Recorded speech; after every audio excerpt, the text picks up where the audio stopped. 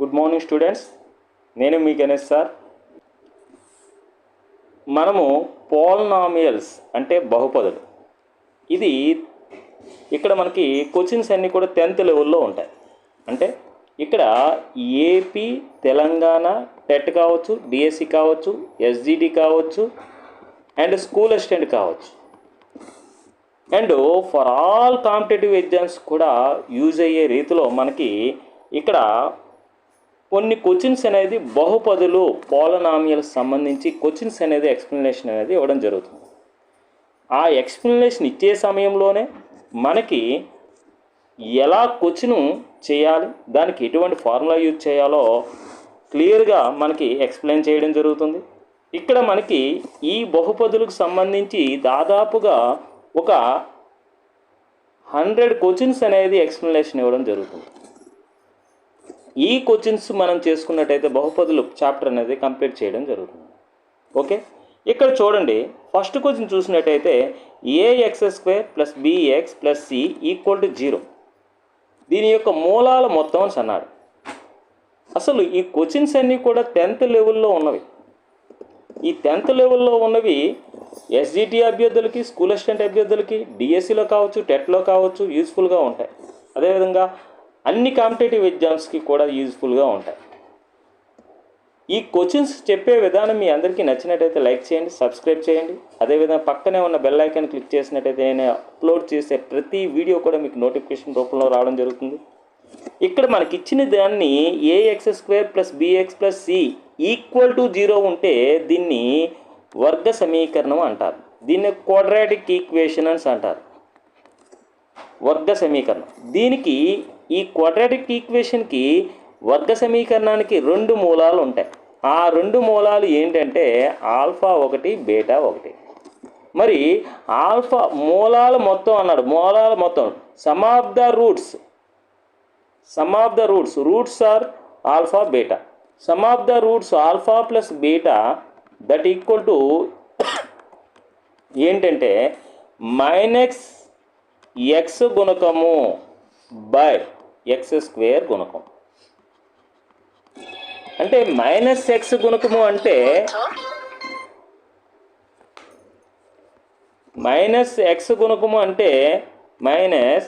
x యొక్క గుణకం ఎంత ఉంది, ఇక్కడ b ఉంది, b బై x² గుణకం ఎంత, a. That equal to -b/a అనేది ఆన్సర్ అవుతుంది. అంటే -b/a ఎక్కడుంది, third option is right answer అవుతుంది. అంటే -x గుణకం అంటే quotient of x by x² quotient. ఇది మూలాల మొత్తానికి ఫార్ములా. మరి ఇదే వర్గ సమీకరణం ఇచ్చి మూలాల లబ్ధం అడిగాడు అనుకోండి. మూలాల లబ్ధం అంటే product of the roots that equal to constant term by x² quotient. x² quotient ఏముంది, a. అంటే c/a. అంటే స్థిర పదము బై x² గుణకము c/a ఎక్కడుంది, third option is right answer. ఈ విధంగా మనకి ఒక వర్గ సమీకరణం లేదా క్వాడ్రాటిక్ ఈక్వేషన్ ఇచ్చి మూలాలు మొత్తం అడిగితే x కోషియంట్ మైనస్ ముందు పెట్టాలి, x గుణకము బై x² గుణకం, x quotient by x² quotient -b/a. Product of the roots మూలాల లబ్ధము c/a, స్థిర పదము బై x² కోషియంట్, x² గుణకం c/a అవుతుంది. Okay, next question. ఇక్కడ మనం చెప్పే విధానం మీ అందరికీ నచ్చినట్టయితే ఖచ్చితంగా ఒక లైక్ చేయండి, మీ ఫ్రెండ్స్ అందరికీ కూడా షేర్ చేయండి. ప్రతిరోజు కూడా మనము బహుపదులు కంప్లీట్ అయిన తర్వాత నెక్స్ట్ చాప్టర్ అనేది చెప్పడం జరుగుతుంది. బహుపదులు up to 10th class level వరకు కూడా మనకి ఈ క్లాసులు అనేవి రన్ చేయడం జరుగుతుంది. ఓకే, ఇక్కడ చూడండి, x² - p - 1 × x + 10 = 0 ఒక మూలం అంటే ఒక రూట్ అన్నమాట. ఇది ఒక క్వాడ్రాటిక్ ఈక్వేషన్. దీనికి 2 మూలాలు ఉంటాయి, కానీ ఒక మూలం 5 ఇచ్చాడు. అయినా p విలువ ఎంత అని అడిగాడు. అసలు ఒక మూలం అంటే x వాల్యూ అనమాట. x వాల్యూస్ అనేవి 2 వస్తాయి. క్వాడ్రాటిక్ ఈక్వేషన్కి అంటే వర్గ సమీకరణానికి 2 మూలాలు వస్తాయి. అందులో ఒక మూలమేమో 5 వచ్చింది, అంటే x ఈక్వల్ టు 5 అనేది ఇందులో సబ్స్టిట్యూట్ చేసాం అనుకోండి. అప్పుడు ఇందులో సబ్స్టిట్యూట్ చేస్తే ఏమవుతుంది, 5 square minus p minus 1 into 5 plus 10 equal to 0. అంటే ఈ ఒక మూలము 5 x ప్లేస్లో సబ్స్టిట్యూట్ చేస్తే ఖచ్చితంగా 0కి ఈక్వల్ రావాలి, సాటిస్ఫై చేస్తుందన్నమాట కంప్లీట్గా. అప్పుడు 5 స్క్వేర్ అంటే 25 minus p minus 1 into 5 plus 10 equal to 0. ఇప్పుడు ఈ రెండు యాడ్ చేసాం అనుకోండి 35, దట్ ఈక్వల్ టు ఇది మైనస్ p మైనస్ 1 ఇంటూ 5 ఇటేపు వస్తే ప్లస్ p మైనస్ 1 ఇంటూ 5 అవుతుంది. 5 1 జా 5 7 జా. ఇప్పుడు 7 equal to p minus 1, 7 equal to p minus 1. ఈ మైనస్ 1 ఇటేపు వస్తే 7 plus 1 that equal to p. Therefore p equal to ఎంత వచ్చింది, p ఈక్వల్ టు 8 రావడం జరిగింది. అంటే మన ఆన్సర్ ఏమవుతుంది, second one is right answer అవుతుంది. ఓకే, ఈ విధంగా మనము చాలా జాగ్రత్తగా చేసుకోవాలి. నెక్స్ట్ క్వశ్చన్ చూద్దాం. ఇక్కడ మనకి ఫోర్త్ క్వశ్చన్ చూసినట్టయితే ఇది ఎక్స్ స్క్వేర్ కాదు, x cube. X cube minus 3x square plus 4x plus mను ఎక్స్ మైనస్ 2 చే నిశ్శేషంగా భాగిస్తే, అంటే దీనిని ఇది నిశ్శేషంగా భాగిస్తుంది అంటే అర్థం ఏంటంటే శేషం 0 వస్తుందన్నమాట. భాగిస్తే m విలువ ఎంత అని అడిగాడు. అంటే ఇది భాగిస్తుంది అంటే ఇది ఒక ఫ్యాక్టర్ అన్నమాట. అప్పుడు ఆ factor x minus 2 equal to 0, అప్పుడు ఏమవుతుంది, x ఈక్వల్ టు ఏమవుతుంది 2 అవుతుంది. అంటే x ఈక్వల్ టు 2ని ఈ సమాసంలో మనము సబ్స్టిట్యూట్ చేసినట్టయితే ఖచ్చితంగా 0 రావాలి. అంటే ఇక్కడ ఇది ఎక్స్ క్యూబ్ కదా, ఇది ఎక్స్ క్యూబ్ అన్నాను. ఎక్స్ క్యూబ్ అంటే 2 క్యూబ్ మైనస్ 3 ఇంటూ 2 స్క్వేర్, అంటే ఎక్స్ ఉన్న ప్లేస్లో 2 సబ్స్టిట్యూట్ చేస్తే మనకి ఖచ్చితంగా దాని వాల్యూ అనేది 4 into 2 plus m that equal to 0 రావాలన్న. 2 క్యూబ్ అంటే 8 మైనస్ 3 ఇంటూ 2 స్క్వేర్ అంటే 4, 3 4 జా 12 ప్లస్ 4 2 జా 8 plus m that equal to 0. ఈ రెండు యాడ్ చేస్తే ఎంత 16, 16లోంచి 12 పోతే ఎంత 4 plus m equal to 0. m equal to ఏమవుతుంది -4 అవుతుంది. అంటే మన answer second one is right answer అవుతుంది. ఓకే, నెక్స్ట్ కొంచెం చూద్దాం. ఒక సంఖ్య దాని వర్గానికంటే 132 ఎక్కువ అయినా ఆ సంఖ్యలు ఏమిటి అని అడిగాడు. అసలు ఒక సంఖ్య దాని వర్గములో భేదం ఎంత అవుతుంది, ఒక సంఖ్య ఎక్స్ అనుకుందాం, దాని వర్గం సంఖ్య ఎక్స్ స్క్వేరు, ఈ రెండిట్లో మధ్య భేదమే 132. అంటే ఒక సంఖ్య దాని వర్గానికంటే 132 తక్కువ అన్నాడు. ఒక సంఖ్య దాని వర్గానికంటే 132 తక్కువ అంటే -132. ఇప్పుడు ఇలా రాసిన ఒకటే, ఇలా రాసిన ఒకటే. ఈ ఎక్స్ని ఇటేపు తీసుకుని వెళ్ళాం అనుకోండి, ఎక్స్ స్క్వేర్ మైనస్ ఎక్స్ అవుతుంది. ఈ 132 ఇటేపు వచ్చింది అనుకోండి, 132 ఇలా వస్తుంది. అంటే ఇలా రాసిన ఒకటే. ఇప్పుడు ఎక్స్ని కామన్ తీసాను అనుకోండి, X minus 1 that equal to 132. ఇప్పుడు మనము X into X minus 1 equal to 132 అయ్యే విధంగా ఈ ఆప్షన్స్లో ఏ ఆప్షన్స్ అవుతాయో చెక్ చేసుకుంటే సరిపోతుంది. ఉదాహరణకి 12 తీసుకున్నాను అనుకోండి, 12 ఇంటూ 12 మైనస్ 1 ఈక్వల్ టు ఇదేమో 12, ఇదేమో 12 మైనస్ 1 అంటే 11, 12 11 132. ఇంకోండి వచ్చింది 132. అంటే ఈ 12 అనే ఆన్సర్ రైటే.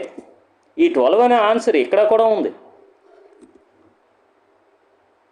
మరి -11 అయితే ఓకే అవుతుందా, -12 అయితే ఓకే అవుతుందో చెక్ చేయాలి. మళ్ళా -11 వేసాం అనుకోండి, ఇక్కడ -11 ఇంటూ -11 -1. ఇప్పుడు -11 -1 కలిపితే -12, మైనస్ ఇంటూ మైనస్ ప్లస్ 11 12 132. చూడండి, +132 వచ్చింది ఇక్కడ అంటే ఎక్స్ వాల్యూ అనేది -11 తీసుకున్నా 132 వచ్చింది. ఎక్స్ వాల్యూ అనేది +12 తీసుకున్నా 132 వచ్చింది. అంటే మన ఆన్సర్ అనేది first one is right answer అవుతుంది. ఓకే, నెక్స్ట్ క్వశ్చన్ చూద్దాం. ఆల్ఫా బీటాలు 3x² + 8x + 2 = 0కు మూలాలు అయితే α³ + β³ వాల్యూ ఎంత అని అడిగాడు. ఈ క్వశ్చన్కి ఆన్సర్ చేయాలంటే ఫస్ట్ మనకి మూలాల మొత్తం తెలియాలి. మూలాల మొత్తం అంటే సమ్ ఆఫ్ ద రూట్స్ అనమాట. మూలాల మొత్తం ఫార్ములా -b/a. -b అంటే x కోఎఫిషియంట్ అనమాట. -8/x² కోఎఫిషియంట్ a అనమాట, 3. ఇదేమో b, ఇదేమో a, ఇదేమో కాన్స్టెంట్ టర్మ్ c. ఇప్పుడు ఆల్ఫా బీటా కూడా తెలియాలి. ఆల్ఫా బీటా = c/a కదా formula. Constant term x² coefficient, స్థిర పదం x² గుణకం అంటే 2/3. ఇప్పుడు ఈ రెండు విలువలు యూజ్ చేస్తూ దీని వాల్యూ కనుక్కోవాలి. దీని వాల్యూ ఎలా కనుక్కోవాలంటే ఫస్ట్ α + β³ ఫార్ములా తెలియాలి. ఫస్ట్ దీనికి ఫార్ములా ఏంటి? α³ β³ + 3α β × α + β. ఇప్పుడు నాకు ఈ వాల్యూ కావాలి కాబట్టి రైట్ హ్యాండ్ సైడ్ α³ + β³ వాల్యూ ఇలా విడిచిపెట్టాను. ఈ మొత్తం టర్మ్ ప్లస్సే కదా, ఆ ప్లస్ని ఇటేపు తీసుకొస్తే α + β³ - 3α β × α + β. ఇప్పుడు α + β వాల్యూ -8/3 ఇక్కడ వేయాలి. నెక్స్ట్ α β వాల్యూ మనకు తెలుసు 2/3 అని. ఇక్కడ α + β వాల్యూ కూడా తెలుసు. ఈ ఫార్ములానే నేను ఇప్పుడు ఏం చేస్తానంటే α + β α³ + β³ = α + β³ - 3 × α β × α + β అని రాస్తున్నాను. ఇదే ఫార్ములా ఇక్కడ రాయడం జరిగింది. ఇప్పుడు α + β అంటే -8/3, α β అంటే 2/3. ఇప్పుడు సబ్స్టిట్యూట్ చేస్తున్నా. దట్ = -8/3 3 × 2/3 × -8/3. ఈ 3కి ఈ 3కి క్యాన్సిల్ అయింది. మైనస్ ఇంటూ మైనస్ ప్లస్ 2 3 16/3 ఇది. ఓకే, ఇప్పుడు చూడండి మైనస్ని 3 టైమ్స్ మల్టిప్లై చేస్తే మైనస్సే వస్తుంది. 8 8 64, 64ని 8 చేత గుణిస్తే 512. 512/3ని 3 సార్లు గుణిస్తే 3 3 9, 9 3 27. ఇప్పుడు ఈ రెండింటికి కాసాగు ఏమవుతుంది? 27 అనేది కాసాగు.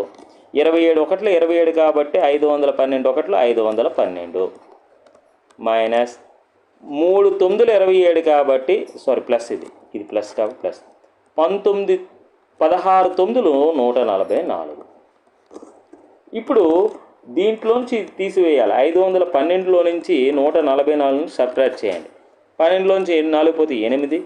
ఇక్కడ 10లో నుంచి 0 ఉంటుంది. 10లో నుంచి 4 పోతే 6. ఇక్కడ 4 ఉంటుంది. 4లో 1 పోతే 3. అంటే -368/27 ఆన్సర్ అవుతుంది. ఎక్కడుంది? -368/27. థర్డ్ ఆప్షన్ ఇది రైట్ ఆన్సర్ అవుతుంది. Okay, next question. ఇక్కడ మనకి ఆల్ఫా బీటా మూలాలుగా గల వర్గ సమీకరణం అన్నాడు. ఈ వర్గ సమీకరణం ఎప్పుడు కూడా x - alpha into x - beta = 0 ఈ విధంగా అయినా రాయొచ్చు. దీనినే మల్టిప్లికేషన్ చేస్తే మనకి ఏ విధంగా వస్తుందంటే ఈ రెండు కూడా మల్టిప్లికేషన్ చేసినట్టయితే మనకి x² - x into alpha plus beta plus alpha beta = 0. ఇలా రాసిన ఒకటే. అంటే ఈ రెండు మల్టిప్లికేషన్ చేస్తే ఈ విధంగా వస్తుందన్నమాట. ఇది ఎక్కడుంది మనకు answer? x² minus x into alpha plus beta plus alpha beta second ఆప్షన్లో ఉంది కాబట్టి మనకు second option is right answer అవుతుంది.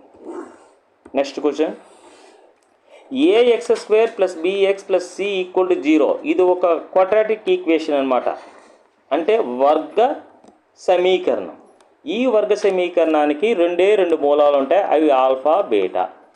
మనకి ఫార్ములా చెప్పడం జరిగింది, alpha plus beta equal to minus B by A. మరి ఆల్ఫా బీటా ఈక్వల్ టు ఏమన్నాము, సి బై ఏ. అయితే మరి దీని యొక్క విచక్షణని ఒక డెల్టాతో సూచిస్తాం. ఆ డెల్టా వాల్యూ అనేది బి స్క్వేర్ మైనస్ 4ac. ఇది విచక్షణ.